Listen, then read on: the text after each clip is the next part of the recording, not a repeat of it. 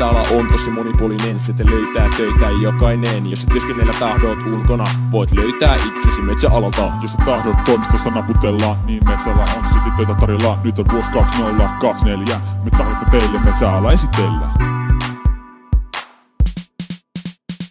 Puussa on meidän tulevaisuus, kun löytyy metsästä ammattiuus. Työssä on rento ja lämpä lentää, metsäalalla hauskuutta riittää. Louna on metsäalan yrittäjä, hän pyörittää omaa yritystä.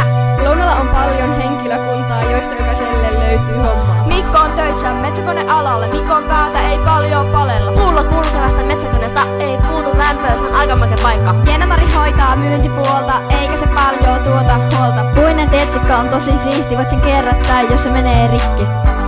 Jos se menee rikki, jos se menee rikki, jos se menee rikki.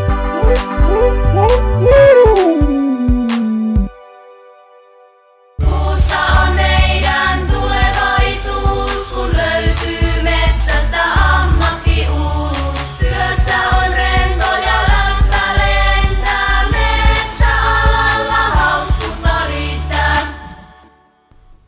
Jenna keksii ideoita ja kyllä siltä löytyy noita. Puusta tehty tabletti onkin paljon kuulimpi. Puunhalajaninkan ammatti, joka puu on hänen hoidokki. Hän kannustaa puita kasvamaan ja auttaa niitä kukoista